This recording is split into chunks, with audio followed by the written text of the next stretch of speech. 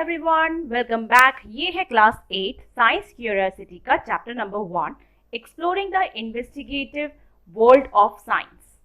यानी साइंस की इस दुनिया में हम कुछ चीज़ें एक्सप्लोर करेंगे, सीखेंगे, इन्वेस्टिगेट भी करेंगे और डिस्कवर भी करेंगे। और इस चैप्टर को पूरा एंड तक देखिएगा, क्योंकि लास्ट में मैंने इस चैप्टर के कुछ extra fill in the blanks and question answers explain किए हैं, जो कि बहुत ही ज़्यादा हेल्पफुल रहेगा आप लोग के लिए। तो चलिए स्टार्ट करते हैं। डियर यंग साइंटिस्ट, साइंटिस्ट इसलिए कहा गया क्योंकि आप भी बहुत सारी चीज़ों यहाँ डिस्कवर करने जा रहे हैं। Welcome back. On the first page of each chapter you will find a set of questions. These are not meant for any exam. They are unique invitations to spark your curiosity to explore the world of science. आप सभी का स्वागत है। और इस chapter में आप पहला जो पेज देख रहे हैं, इसमें कुछ क्वेश्चंस होंगे। ये कोई एग्जाम में आने वाले क्वेश्चंस नहीं होंगे, क्योंकि ये थोड़े यूनिक काइंड ऑफ क्वेश्चंस हैं, जो कि आपके अंदर जो क्यूरियोसिटी होगी उनको जगाएगी, उनको एक चिंगारी देगी। जैसे क्वेश्चंस है, why is one side of पूरी थिनर देन द अदर। पूरी जो आप लोग खाते हैं, उसका जो एक साइड है वो बहुत ही पतला होता है, ऐसा क्यों होता है? Are there more grains of sand on all the beaches and desert of the world, or more stars in our galaxy? क्या बीचेस में, समुद्र में जो रेत होती है या डेजर्ट में जो रेत है, उनकी जो कण है, सैंड के जो कण होते हैं, वो ज़्यादा है या गैलेक्सी में स्टार्स ज़्यादा हैं? Right from grade 6, we have observed the incredible diversity of plants and animals around us, from the different shapes of leaves to the many kinds of insects. Why has nature created such a vast variety? हमने class 6 में बहुत सारी चीज़ें पढ़ी थी, जैसे कि plants, different kind of plants, animals के बारे में पढ़ा था, डिफरेंट शेप्स ऑफ लीव्स पढ़ी थी, यानी कि पत्तियों के जो आकार थे वो अलग अलग थे। इंसेक्ट्स जो होते हैं वो अलग अलग तरह की प्रजातियाँ होती हैं। तो नेचर इस तरह की इतनी सारी चीज़ें, इतनी सारी डिफरेंसेस क्यों लेकर आती हैं, वेराइटीज़ में चीज़ें क्यों बनाती हैं? Is there such a question that makes you curious about the world? क्या आपके अंदर भी कुछ क्वेश्चंस होंगे जो कि इस तरह से, इस वर्ल्ड के अंदर ऐसे क्यों है, ये इस तरह के सवाल आपके अंदर भी आता होगा? Right it here. जो भी आता है वो आप यहाँ ज़रूर लिखिएगा, ठीक है? ये क्वेश्चन सिर्फ आप करेंगे खुद, क्योंकि इसमें बहुत सारे वेराइटीज ऑफ आंसर्स मिलेंगे जो आप अपने अंदर से खोजेंगे। Our journey with curiosity into the world of science continues in grade 8. जो हमने curiosity जो सफ़र शुरू किया है, यानी कि अपने अंदर जो जागरूकता लेकर हम आए हैं, तो वो क्लास 8 में भी आगे कंटिन्यू होता जाएगा। We hope you bring along the spirit of adventure and exploration that has guided us so far. और हमें ये भी उम्मीद है कि आपके अंदर जो ये एडवेंचर है, यानी कि आपको खोजने की जो, एक्सप्लोर करने की जो इच्छा है, वो भी बहुत अच्छे से होगा और स्पिरिट उसका भी बहुत ज़ोर से रहेगा, और आप इसको बहुत अच्छे से खोजेंगे, मतलब मीन्स बहुत सारी चीज़ों को समझेंगे। In grade 6 we discovered how science begins with wonder with simple why and how questions about the world around us. आपने क्लास 6 में पढ़ा था कि साइंस जो होती है उसकी शुरुआत ही एक क्वेश्चन यानी क्यों से होती है और कैसे होती है। यानी कोई भी चीज़ होता है उसके अंदर दो सवाल ज़रूर पूछेगा कि आखिर ये क्यों हुआ और कैसे हुआ, तभी आप इस पूरी दुनिया को समझ सकते हैं। In grade 7 we learn that science is always evolving, that each answer opens new questions and how our ideas can slowly change as we explore deeper. Class 7 में आपने साइंस में पढ़ा था कि साइंस जो है वो इवॉल्विंग होता है, यानी कि अगर आप एक चीज़ करते हैं तो उसके अंदर दो क्वेश्चंस या आगे और नए क्वेश्चंस बढ़ते जाते हैं, और उनका आंसर्स खोजने के लिए आप इस तरह से धीरे धीरे उसको एक्सप्लोर करने जाते हैं। Now in grade 8 we take the next step. अब हम क्लास 8 में अगला जो कदम उठाने जा रहे हैं, that is entering the investigative world of science. यानी अब हम इसको इन्वेस्टिगेट करने जा रहे हैं कि हर चीज़ कैसे होती है, where wonder and evolution come together to form the heart of how science works. जहाँ एक चीज़ से दूसरी चीज़ें कैसे बनती हैं, कैसे साथ में मिलती हैं, और साइंस कैसे वर्क करता है, इसके बारे में हम ग्रेड 8 यानी क्लास 8 में समझने वाले हैं। We don't want you to just learn new facts. We want you to learn how to find new facts. आपको यहाँ पर सिर्फ नए फैक्ट्स को याद नहीं करना है, बल्कि उनको कैसे निकालना है, कैसे पता करना है, कैसे खोजना है, वो भी सीखना है। Investigation in science means more than just looking at something and asking only simple questions. Investigation का मतलब इन साइंस का मतलब ये होता है कि सिर्फ आपको देखना ही नहीं है बल्कि उससे रिलेटेड क्वेश्चंस भी पूछना है। अगर आप क्लास में कुछ समझते हैं तो अगर आपको टीचर कुछ समझाते हैं तो उसके बेसिस पे आपको कुछ फोकस्ड क्वेश्चंस भी पूछने होंगे।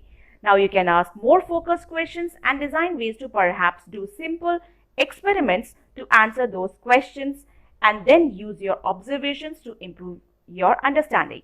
आपको कुछ सवाल पूछने पड़ेंगे उससे रिलेटेड, टॉपिक से रिलेटेड, और उससे उसको आंसर्स भी आप ही को ही निकालने होंगे, खोजने होंगे। चाहे वो आप एक छोटे एक्सपेरिमेंट्स कर कर निकाल सकते हैं, कुछ ऑब्जर्वेशंस कर सकते हैं। एक्सपेरिमेंट्स करते हैं तो कुछ ऑब्जर्वेशंस भी की जाती है, समझी जाती है, और इससे ये आपके अंदर जो अंडरस्टैंडिंग होगी वो भी इम्प्रूव होगी। Step by step we will learn how to use questions as starting points to try to observe carefully, experiment thoughtfully and explain clearly what we see। धीरे धीरे स्टेप वाइज हम लोग इस क्वेश्चंस का स्टार्ट करेंगे, जो जो पॉइंट्स है वो ऑब्जर्व करेंगे, अच्छे से चीज़ों को केयरफुली ऑब्जर्व करेंगे, एक्सपेरिमेंट भी करेंगे, और जो जो समझ में आ रहा है उसको अच्छे से एक्सप्लेन भी करेंगे जो दिख रहा है।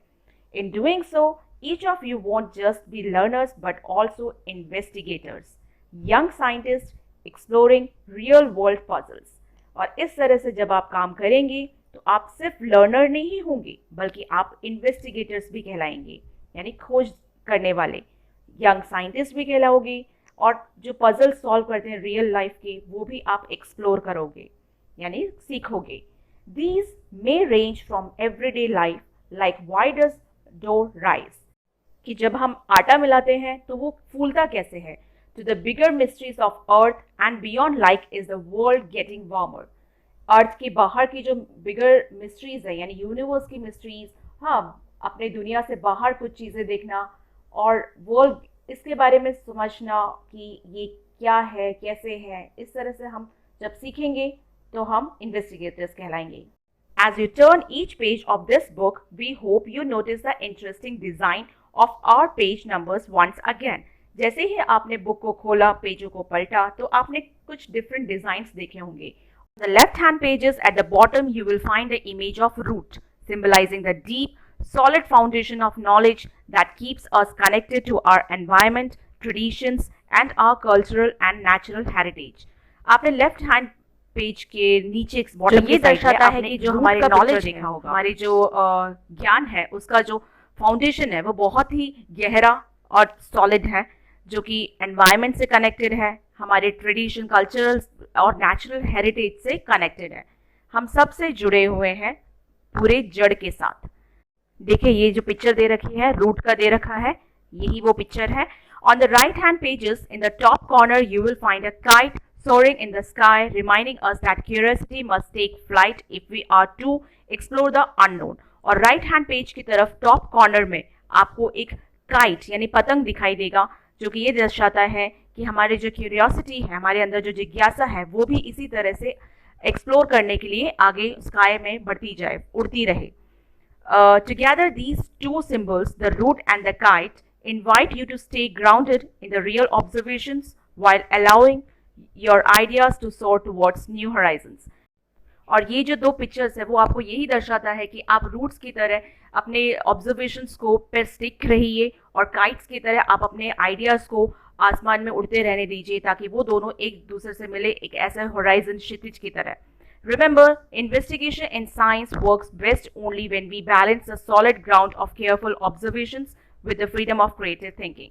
याद रखिए, साइंस के अंदर जो इन्वेस्टिगेशन तभी काम करती है जब आप दोनों चीज़ों को, यानी कि अपने ऑब्जर्वेशन पर भी ध्यान दें और अपने थिंकिंग को भी आराम से, स्वतंत्र तरीके से उड़ने दें। You will also notice some patterns in the lines at the bottom of the page. आपने इस पैटर्न को भी देखा होगा, ये जो पैटर्न दिख रहा है आपको।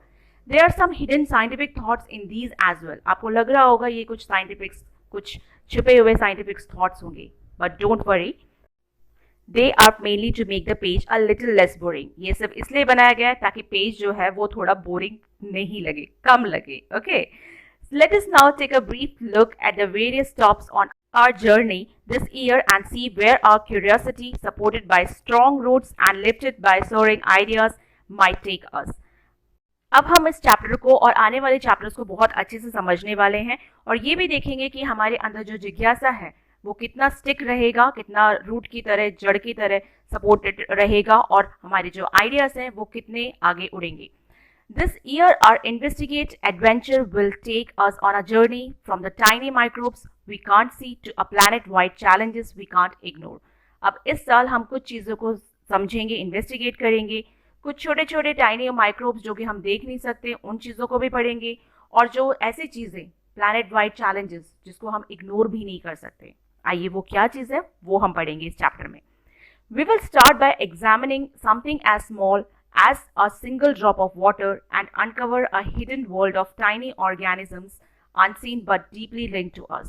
अब हम कुछ ऐसे चीज़ें पढ़ने जा रहे हैं जो सिर्फ पानी की बूंदों की तरह छोटी होंगी और उनके अंदर बहुत सारी चीज़ें समझने लायक होंगी। बहुत सारे टाइनी ऑर्गेनिजम्स यानी कि छोटे छोटे जो जीव जंतु होते हैं, छोटे छोटे जो ऑर्गेनिजम्स होते हैं उनके बारे में पढ़ेंगे और वो किस तरह से हमसे लिंक करते हैं वो भी। Some of these are invisible helpers that help us digest our food or produce medicines, while others can be harmful, causing infections. कुछ ऐसे जीव जो कि हमारे लिए बहुत हेल्पफुल होते हैं, जो कि हमारे खाने को पचाने के लिए काम आते हैं, मेडिसिन्स बनाने के लिए काम आते हैं, और कुछ ऐसे होते हैं जो हमें नुकसान पहुंचाते हैं और हमें इन्फेक्ट करते हैं। But what does our body need to stay healthy? लेकिन हमें हेल्दी रहने के लिए क्या चाहिए हमारी बॉडी को? How do we fight these infections? और हम इन इन्फेक्शन से यानी कि इस बीमारी से हम कैसे फाइट करेंगे? We'll find out how nutritious food, exercise, medicines and vaccines help us stay healthy and fight infections. अब हम ये भी पढ़ेंगे कि खाना जो कितना न्यूट्रिशियस होना चाहिए, हमें कितना एक्सरसाइज करना चाहिए, मेडिसिन्स क्या लेनी चाहिए, वैक्सीन हमारी कैसे मदद कर सकती है हमें हेल्दी रखने के लिए और बीमारियों से लड़ने के लिए। But that's just the beginning, लेकिन ये सिर्फ एक शुरुआत है। In today's world science does play a major role in improving our lifes. लेकिन आज की दुनिया में साइंस बहुत ही बड़ा रोल प्ले करता है हमारी ज़िंदगी को बदलने के लिए, इम्प्रूव करने के लिए। फॉर एग्जाम्पल, जैसे कि उदाहरण के तौर पर, we use electric current in many ways to help make our lifes easier. जैसे कि इलेक्ट्रिक करंट हम लोग अपनी ज़िंदगी में बहुत यूज़ करते हैं, बहुत चीज़ों में यूज़ करते हैं। We depend on the heating effect of electric current to keep us warm। जैसे कि हम लोग हीटर का यूज़ करते हैं, वहाँ इलेक्ट्रिसिटी यूज़ होती है ताकि हम ठंड में गर्म रह सकें। While the magnetic effect helps motor run and machines function। जबकि जहाँ पर मैग्नेटिक इफेक्ट जो होता है मोटर का वो रन कर सके यानी चल सके और मशीन्स अच्छे से फंक्शन कर सके, यहाँ सब हमें जो साइंस की यूज़ करते हैं, इलेक्ट्रिसिटी यूज़ करते हैं। These phenomena depend on fundamental forces. ये सब चीज़ें जो होती हैं हमारी फंडामेंटल फोर्सेस पे डिपेंड करती है। जैसे कि so after watching electricity do work we move on to study these forces themselves. जैसे कि हमने इलेक्ट्रिसिटी कैसे काम करती है वो पढ़ा, अब हम ये जो फोर्सेस होती हैं फंडामेंटल फोर्सेस इसके बारे में हम पढ़ेंगे। स्पीड अप, स्लो डाउन और चेंज डायरेक्शन। जैसे कि हम शुरुआत कर सकते हैं कोई भी चीज़ों को की स्पीड बढ़ाना, उसको कम करना और उसकी डायरेक्शन को चेंज करना। Understanding forces helps explain why a ball thrown up in the air falls back to the ground और why a car stops when the brakes are applied. जब हम इन फोर्सेस के बारे में समझेंगे तो हमें समझ में आएगा कि जब हम बॉल को हवा में उछालते हैं ऊपर तो वो वापस कैसे आती है। कार जब हम ब्रेक लगाने पर कार कैसे बंद होती है, इसके बारे में हम पढ़ेंगे, समझेंगे। This also leads us to the idea of pressure, how the force is distributed over an object। और यही चीज़ें जो हम ये आइडिया जो होंगी इसी चीज़ से हम प्रेशर यानी दबाव के बारे में भी पढ़ेंगे। How the force is distributed over an object, किसी भी ऑब्जेक्ट के ऊपर फोर्स हमें कितना लगाना है, कैसे लगाना है, पुल करना है या पुश करना है, इसके बारे में समझेंगे। The same concept of force and pressure also decide how air moves। Same concept जो फोर्स के बारे में पढ़ा, प्रेशर के बारे में पढ़ा, इससे हम ये समझ पाएंगे कि हवा कैसे मूव करती है। छोटा सा difference, a small difference in pressure can result in a gentle breeze, while a stronger pressure differences can lead to strong winds and sometimes even cyclones। एक प्रेशर के अंदर छोटा सा डिफरेंस एक हवा लेकर आता है, अगर ज़्यादा डिफरेंस होगा प्रेशर के अंदर तो बहुत तेज़ हवा या कभी कभी तूफान तक लेकर आ सकता है, साइक्लोन जिसको कहते हैं। तो आप इस पिक्चर में देख सकते हैं, पिक्चर है साइक्लोन की किस तरह से प्रेशर के अंदर डिफरेंस आए तो साइक्लोन तक आ गया। So these forces are connected to powerful weather events, और ये जो फोर्सेस हैं ये कनेक्टेड हैं बहुत पावरफुल वेदर जो डिफरेंसेस है उसके लिए, जैसे storms and cyclones that affect our daily life, agriculture and even our safety, जो कि हमारे लाइफ को अफेक्ट करता है, हमारे एग्रीकल्चर यानी खेतों को भी अफेक्ट करता है, हमारी सेफ्टी को भी अफेक्ट करता है। To truly understand how air can exert pressure और why water boils at certain temperature, we need to zoom into these materials and see what kind of particles they are made up of and how they move around. इसको समझने के लिए कि कैसे ये काम करते हैं और हवा जो है वो प्रेशर को कैसे एक्सर्ट करता है, कैसे बढ़ाता है, और किस तरह से पानी जो है वो बॉयल करता है एक सर्टेन टेम्परेचर पर। तो इसको समझने के लिए आप देख सकते हैं एक जो मटेरियल है फर्स्ट सॉलिड है, जिसके अंदर जो पार्टिकल्स है वो कंबाइंड है, क्लोजली पैक्ड है, लिक्विड में थोड़े पार्टिकल्स बिखरे हुए हैं, और गैस में जो पार्टिकल्स है वो बिल्कुल ही बहुत ही ज़्यादा बिखरे हुए हैं, बहुत ही अलग थलग है। Everything around is made up of tiny particles, हर चीज़ जो है वो छोटे छोटे पार्टिकल कण से बना हुआ है। In materials they are solid, these particles cannot move much, while in gases they can move around freely. आप देख सकते हैं सॉलिड में जो पार्टिकल्स हैं जो वो क्लोजली पैक्ड है वो मूव कर ही नहीं सकते, सब मिले जुले हैं, मिलकर कंबाइंड हैं, जबकि गैस में वो इजीली मूव कर सकते हैं फ्रीली क्योंकि वो आपस में अटैच्ड नहीं है। Classify things around us is an important feature of science. चीज़ों को क्लासीफाई करना, अलग अलग टेबल्स में उसको सेपरेटली समझना और क्लासीफाई करना बहुत ज़रूरी है। We can classify materials around us in elements, हम चीज़ों को क्लासीफाई कर सकते हैं एलिमेंट्स में, जैसे प्योर सब्सटेंस हो, कंपाउंड्स जिसमें एक या दो एलिमेंट्स का साथ हो और बॉन्ड हो, एंड मिक्सचर्स यानी combination that can be separated physically, और ऐसे मिक्सचर्स जो कि एलिमेंट्स और कंपाउंड से मिले हुए हों लेकिन हम उनको ईजिली सेपरेट कर सकते हों। Once we know how particles combine or mix, we can understand solutions. For example, how sugar dissolves in tea to make it sweet. अगर एक बार हम जान जाए कि particles कैसे combine होते हैं और mix कैसे किए जाते हैं, तो हम solutions के बारे में जान सकते हैं, जैसे कि चीनी को हम लोग कैसे चाय के अंदर mix करें या मिलाएं कि वो मीठी बन जाए। From the world of particles and mixtures, we then move into the world of light. अभी हमने पार्टिकल्स का वर्ल्ड यानी पार्टिकल्स के बारे में समझा, मिक्सचर्स के बारे में समझा और सॉल्यूशंस के बारे में समझा। अब हम मूव करेंगे यानी अब हम बढ़ेंगे लाइट की दुनिया में, यानी लाइट के बारे में हम पढ़ेंगे। We'll study how light rays reflect off flat and curved mirrors and bends when passing through lenses and helps us understand the working of many objects around us. अब हम पढ़ेंगे कि लाइट कैसे रिफ्लेक्ट होती है, कैसे कर्व्ड मिरर्स के ऊपर पड़कर वो कैसे बेंड होती है यानी मुड़ जाती है, और उसके बाद लेंसेज के ऊपर वो कैसे पास होकर हमें ऑब्जेक्ट्स की इमेज वगैरह दिखने लगती है। इसके पूरे चीज़ों के बारे में हम इस साल पढ़ेंगे, जो ऑब्जेक्ट्स होते हैं वो उसके ऊपर लाइट्स कैसे वर्क करती है वगैरह वगैरह। The bending of light explains what happens when we see an image in a shiny metal spoon, or how corrosive glasses help many of us see clearly. Lights का रिफ्लेक्ट होना, bend होना, उससे क्या होता है, किस तरह से मेटल स्पून के अंदर हमारी इमेज दिखती है, कैसे कॉरेसिव ग्लासेस हमें हेल्प करेंगी इन सब चीज़ों को समझने के लिए, ये सब हम इस साल पढ़ेंगे। It's not just a polish mirror that reflects light, rough surfaces reflect light as well and so does the moon. सिर्फ पॉलिश मिरर यानी कि सिर्फ जो प्लेन सरफेस, फ्लैट सरफेस होता है, सिर्फ वही रिफ्लेक्ट नहीं करती लाइट को, बल्कि रफ सरफेस भी रिफ्लेक्ट करती है। जैसे मून की सतह जो होती है, सरफेस होती है, वो रफ सरफेस होती है। Depending on the relative positions of the Earth, Moon and Sun, a slightly different part of the Moon is illuminated each night, giving rise to the beautiful phases of the Moon that we see in the sky.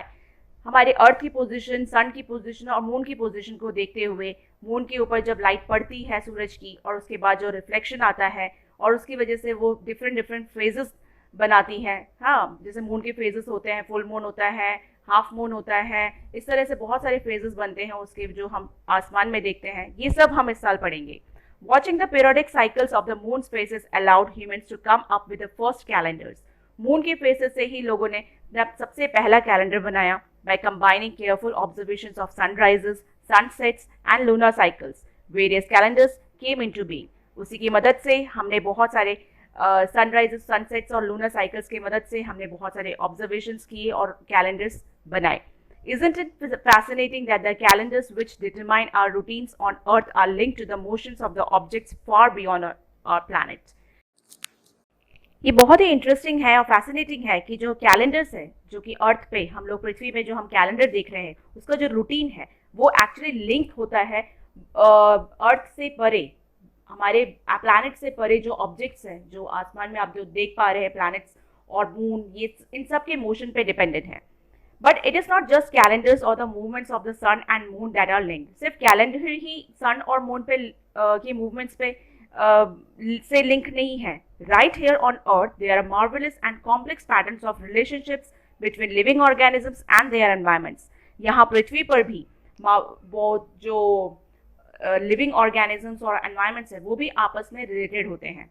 Every living beings from tiniest insects to the largest whale, from blades of grasses to tall trees, depends on and responds to the air, water, sunlight and other organisms around them, forming the ecosystem that support life on our planet.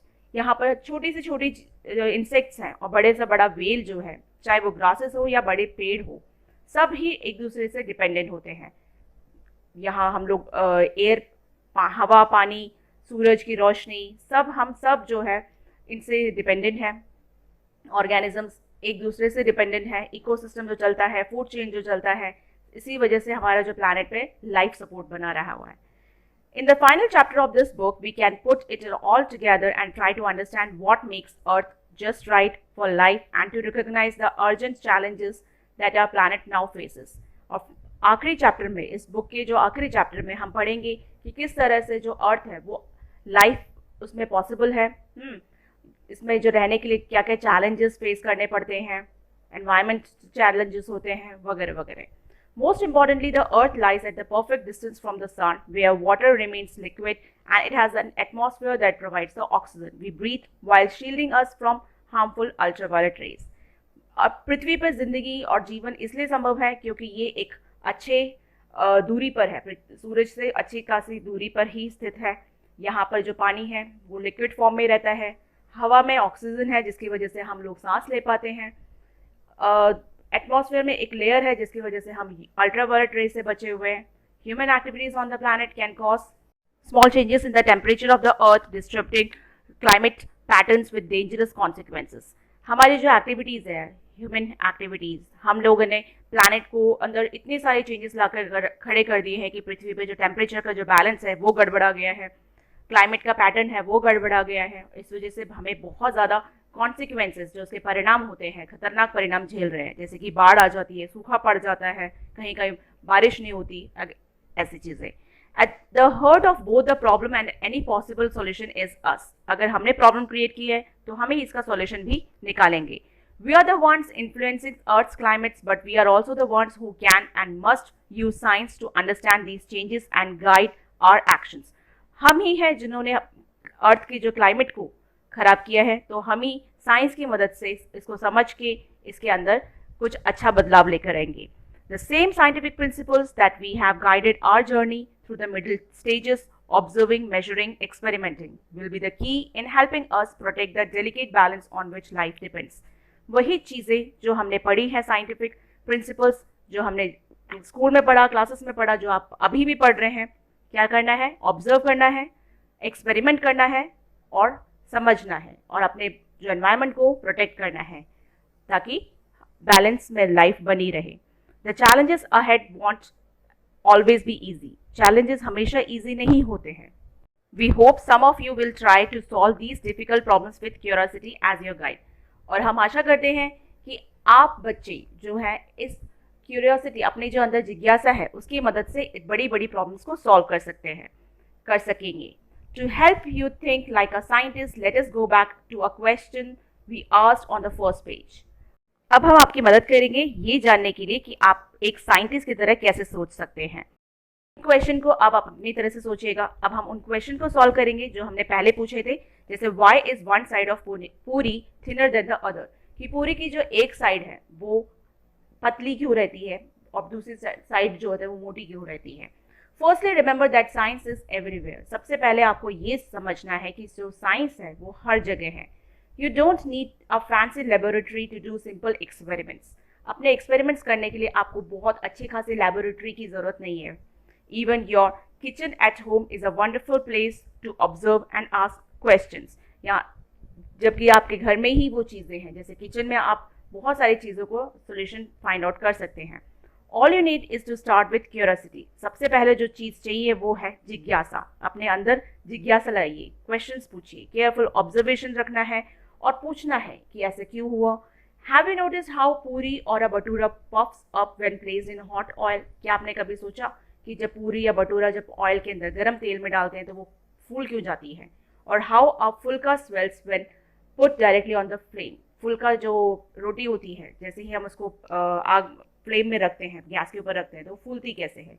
Why does it puff like a balloon. Balloon की तरह ये फूल कैसे जाती है. ये जो सवाल होते हैं जो आपके अंदर है, मन में है, ये आप पूछिए, तभी इसके आंसर्स भी मिलेंगे आपको. And why is one side thinner than the other. और जो एक साइड है वो पतली क्यों रहती है. दोनों साइड्स में ऊपर नीचे साइड होती है, उसमें एक साइड पतला क्यों होता है. These are the questions a scientist might ask and you can too. एक साइंटिस्ट इन क्वेश्चंस को जरूर पूछते हैं और जो आप भी पूछ रहे हैं.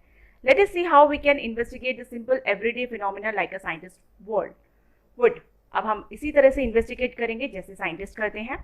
First we will try to ask a scientific question. पहले हम पूछेंगे साइंटिफिक क्वेश्चन, जैसे कि what are the different things that may change the way a puri puffs up when fried. यानी कि अब हम वो सब चीज़ें फाइंड आउट करेंगे, ये वो सब चीज़ें ढूंढेंगे जिसकी वजह से पूरी जो है वो तेल में डालने पर फूल जाती है. To answer this we may want to do some simple experiment. ये जानने के लिए हमें छोटा सा एक्सपेरिमेंट करना होगा. वो क्या हो सकते हैं. For that we try and find out two main things. सबसे पहले दो चीज़ें पता करनी है. What all can be change और control when we do this experiment and what all can be observe to see if the changes made any difference. पहले हमें वो सब चीज़ें करनी होंगी जिसकी वजह से हम ये एक्सपेरिमेंट कर सकते हैं. चीज़ें देखनी पड़ेगी, कंट्रोल कर सकते हैं, जैसे कि आटे का क्या साइज़ हो सकता है वगैरह, आटे में कितना पानी लगना है वगैरह, और चीज़ों को ऑब्जर्व करना है. अब आइए देखते हैं क्या हो सकते हैं. In this case we can perhaps think of the change in the thickness of the size of the rolled dough. अब हम पहले तो हम जो आटा गूंदा गया है वो कैसा होगा, कितना गूंदा गया है, कितने सॉफ्टनेस से गूंदा गया है, कौन सा आटा ट्राई किया गया, टाइप्स ऑफ फ्लोर, आटा या मैदा जो भी हमने लिया है वो देखना है. While frying the puri we can also change the temperature of the hot oil. जब हम पूरी को तलेंगे तो टेम्परेचर, जो ऑयल का टेम्परेचर है वो कैसे होगा, कम ज़्यादा कैसे करना है, या एक ही टेम्परेचर पे गर्म होता है. और try and drop the roll dough into the oil in different ways. Drop it vertically, slide it at the angle, slide it slowly. Notice that these are the things that we can control. ठीक है, कि हमें जो बेलने के बाद पूरी जब हम बेल लेते हैं उसको हम तेल में कैसे डालेंगे, डायरेक्ट डालना है, साइड से डालना है, कैसे डालना है. तो ये सब चेंजेस हमें ऑब्जर्व करनी है कि इन सब से क्या होगा. How to make senses of the changes we also need to think of what we can observe और मेजर. और जब हम समझ चुके होंगे तो हमें क्या क्या कितना कितना मेजर करके ऑब्जर्व करना है, क्या क्या मेजर करना है, ये सब भी देखना है, सोचना है. Some of these may have just yes और no answers. In some cases there might be the number of we can measure. कहीं कहीं हमें येस नो में आंसर मिलेगा, कहीं कहीं हमें डिफरेंट आंसर्स मिलेंगे. हाँ, कि इस वे में करेंगे तो वैसे होगा, उस तरीके से करेंगे तो दूसरी तरीके से आएगा. Maybe we can start by checking whether the puri puffs up, yes or no, or we can measure the time it takes to पूरी puffs up seconds. हम बहुत तरीके से हम लोग अपने एक्सपेरिमेंट स्टार्ट कर सकते हैं. पहले ये देखना कि वो पूरी पफ यानी पूरी जो फूलती है या नहीं, या कितनी देर में फूलती है. We can check whether a very thick layer of dough still gives a thin side of the पूरी.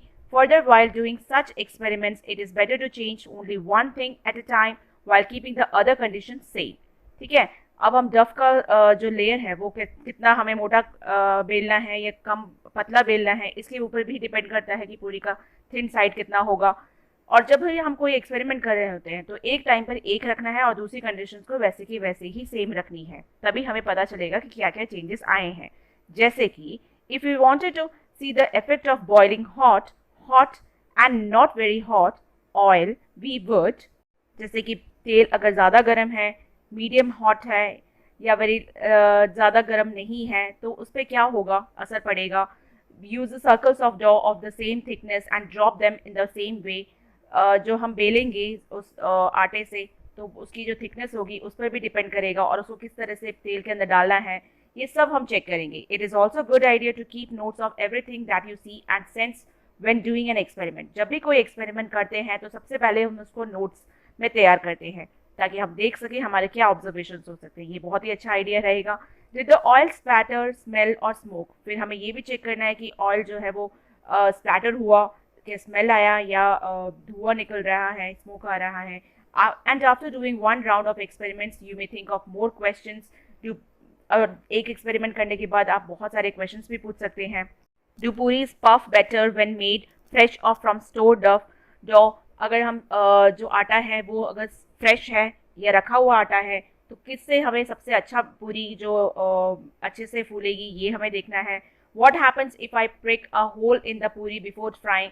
क्या होगा अगर हम बेलते टाइम पर पूरी के ऊपर एक छोटा सा होल बना दें तो क्या वो फूलेगी, कैसे होगा, ये सब हमें चेक करना है, एक्सपेरिमेंट करना है. This is exactly how all scientific experiments from simple to the most complicated are done. इसी तरह से सारे साइंटिफिक एक्सपेरिमेंट्स चाहे छोटे से बड़े तक कॉम्प्लिकेटेड जो भी होते हैं वो किए जाते हैं. This is the idea of systematic investigation. ये एक सिस्टमैटिक इन्वेस्टिगेशन का आइडिया है. And just so you know, even this simple everyday observations of a puri swelling is not really completely understood by scientists today. और आपकी जानकारी के लिए कि जो ऑब्जर्वेशन आपने किया, देखते हो आप डेली कि जो पूरी स्वेलिंग है वो आज भी साइंटिस्ट कंप्लीटली समझ नहीं पाए.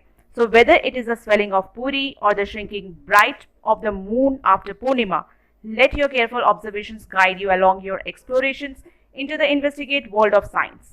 चाहे वो पूरी का फूलना हो या मून का पूर्णिमा से श्रिंक होते होते अमावस में आना, जो भी है ये आपको पूरी तरह से ऑब्जर्वेशन, अपनी केयरफुल ऑब्जर्वेशन रखनी है, एक्सप्लोर करना है, चीज़ों को इन्वेस्टिगेट करना है एज एन इन्वेस्टिगेटर की तरह साइंस को. So happy investigating. अब हम फिल इन द ब्लैंक्स करेंगे. तो पहला जो फिल इन द ब्लैंक्स है वो है science begins with dash and asking why and how question. Science की शुरुआत ही क्यों और कैसे से होती है, यानी कि जो क्यूरियोसिटी होती है वो. सेकेंड है a dash puffs up in hot oil and we can study how by doing experiments. तो क्या हमने एक्सपेरिमेंट्स में पढ़ा था, puri puffs up in hot oil, तो यहाँ पे पूरी लिखेंगे. थर्ड है आपका while investigating we must change only dash thing at a time. एक ही समय पर हमें सिर्फ एक चीज को ही चेंज करना है, बाकी चीजें वैसे की वैसी रहेंगी, वही इन्वेस्टिगेशन कहलाती है. फोर्थ है scientist observe dash measure and record their findings. तो ऑब्जर्व भी करती है साइंटिस्ट, मेजर भी करती है और एक्सपेरिमेंट भी करती है एंड रिकॉर्ड भी करती है. The bending of dash helps us see images in mirrors और लेंसेज. मिरर्स और लेंसेज में जो इमेजेस बनती है वो हम सिर्फ लाइट के बेंड होने पर ही देख पाते हैं, bending of light. The phases of the dash helped humans create the first calendar. किसकी phases की वजह से सबसे पहले ह्यूमन ने यानी इंसान ने कैलेंडर बनाया, मून की phases की वजह से. तो यहाँ मून आएगा. नेक्स्ट है science is not only about learning facts, it is about dash them. Science सिर्फ फैक्ट्स को लर्न करना नहीं होता, जबकि उसको डिस्कवर करना भी होता है. 8th है materials are made up of tiny dash that behave differently in solids, liquids and gases. Solid, liquid और गैसेस में आपने पार्टिकल्स देखे थे छोटे छोटे. अ small difference in air pressure causes a dash. छोटे से प्रेशर के अंदर जो डिफरेंस आता है उसमें ब्रीज होती है, और जब बहुत ज़्यादा डिफरेंस आता है एयर प्रेशर में तो साइक्लोन तक आ जाता है. नेक्स्ट है we can classify materials into dash dash and dash. हम चीज़ों को 3 भागों में बांट सकते हैं, एलिमेंट्स, कंपाउंड्स एंड मिक्सचर्स. ठीक है, तो ये थे फिल इन द ब्लैंक्स. अब हम कुछ क्वेश्चन आंसर्स करेंगे. तो आइए देखते हैं पहला जो क्वेश्चन है वो क्या होगा. वो है what simple kitchen item is used in the book to explain investigation in science. Kitchen में इस्तेमाल होने वाले ऐसे कौन सा आइटम था जो हमने इस चैप्टर के अंदर इन्वेस्टिगेट किया था, यानी किचन में क्या चीज बनाई थी जिसके बारे में हमने इस चैप्टर में पढ़ा था. आंसर है a puri is used to show how everyday activities can help us explore scientific ideas. Puri की मदद से हमने ये समझा था कि किस तरह से हमारे दिन भर की जो भी एक्टिविटीज है वो हमें एक साइंटिफिक आइडियाज देती है समझने के लिए. नेक्स्ट है हाउ डज अ पूरी help us learn scientific investigation. किस तरह से पूरी की मदद से हमने साइंटिफिक को इन्वेस्टिगेट किया, तो ये हमने कैसे सीखा. तो इसका आंसर होगा it shows how changing one thing like oil heat और dough thickness affects the result. हमने कुछ चेंजेस एक टाइम पे एक चेंज किया, जैसे कि ऑयल हीट के बारे में समझा, उसको चेंज करने की कोशिश की, फिर डॉ का थिकनेस वो कैसा रहेगा, उसकी वजह से क्या रिजल्ट आया, ये समझने की कोशिश की। What makes earth just right for life, earth हमारे लिए यानी पृथ्वी पर जिंदगी कैसे पॉसिबल है, वो हमारे लिए जीने लायक क्यों है। Earth is the right distance from the sun, क्योंकि अर्थ जो है, पृथ्वी जो है, सूरज से सही दूरी पर है। हैज लिक्विड वाटर, वाटर जो है लिक्विड के फॉर्म में है, और ऑक्सीजन रिच एटमॉस्फेयर है, एटमॉस्फेयर में ऑक्सीजन है, और जो उसकी लेयर को यानी कि एटमॉस्फेयर के लेयर में एक प्रोटेक्शन लेयर है जो कि हमें अल्ट्रावायलेट रे से बचाती है। तो ये इस वजह से हम लोग पृथ्वी पे रह सकते हैं, वहाँ लाइफ पॉसिबल है। नेक्स्ट है, how are the phases of the moon useful for humans, moon के जो फेजेस हैं उसकी वजह से हम इंसानों के लिए वो क्यों और कैसे यूजफुल है। तो इसका आंसर है, they help ancient people develop calendars by observing the moons regular changes in shape and position, कि पुराने ज़माने में जो हमारे पूर्वज लोग थे उन्होंने कैलेंडर्स बना दिए मून के शेप्स और पोजिशंस के चेंजेस के को ऑब्जर्व कर। नेक्स्ट है, what are the some of the methods scientist use to investigate something, कुछ चीज़ों को मेथड्स, क्या क्या मेथड्स है जिससे साइंटिस्ट ने चीज़ों को इन्वेस्टिगेट किया, कैसे करते हैं, ये आप देखते हैं। इसका आंसर क्या होगा, इसका आंसर है, scientist ask questions, do experiments, observe carefully, measure results and change one factor at a time while keeping others the same. Scientist पहले क्वेश्चंस पूछते हैं, एक्सपेरिमेंट करते हैं, ऑब्जर्वेशन करते हैं, रिजल्ट्स मेजर करते हैं, और कोई भी चेंज करते हैं तो एक टाइम पर एक चीज़ चेंज करते हैं और बाकी चीज़ों को वैसे के वैसे रखते हैं। नेक्स्ट है, why do a scientist observe things carefully during an experiment, क्यों साइंटिस्ट एक्सपेरिमेंट करने से पहले चीज़ों को अच्छे से ऑब्जर्व करते हैं। तो इसका आंसर है, टू नोटिस स्मॉल चेंजेस, ताकि छोटे छोटे चेंजेस को अच्छे से देख सकें, पैटर्न्स में जो चेंजेस होंगे और रिजल्ट्स जो आएंगे उनकी वजह से उनको मदद मिलती है चीज़ों को अंडरस्टैंडिंग करने के लिए और ये समझने के लिए ये ऐसा क्यों हुआ।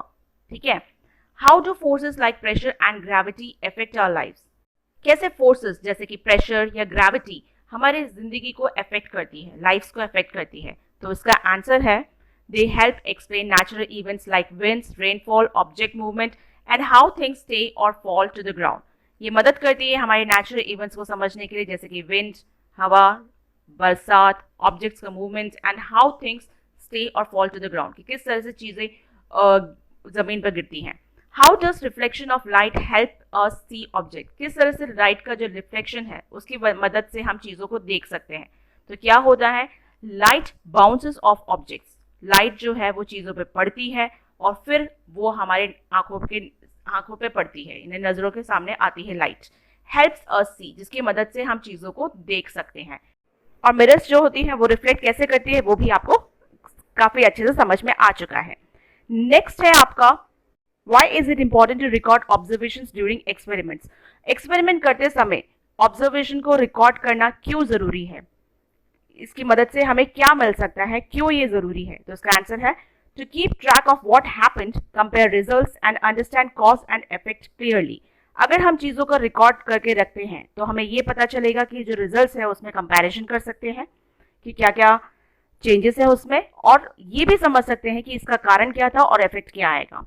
लास्ट है, how is curiosity important in science, curiosity या जिज्ञासा साइंस के लिए क्यों ज़रूरी है। Curiosity leads two questions, curiosity means जिज्ञासा अगर आपके अंदर होगी तो आपके अंदर सवाल भी जगेंगे, and questions lead to discovery, अगर सवाल होंगे तो डिस्कवरी होगी, चीज़ों को डिस्कवर करेंगे, and better understanding of the world, और इस वर्ल्ड को समझने के लिए, इस दुनिया को समझने के लिए हमारे अंदर बेटर अंडरस्टैंडिंग होगी। तो ये था फर्स्ट चैप्टर का वीडियो। नेक्स्ट चैप्टर के साथ नेक्स्ट वीडियो में आपके साथ जरूर शेयर करूंगी। Thanks for watching, please like, share, comment and subscribe.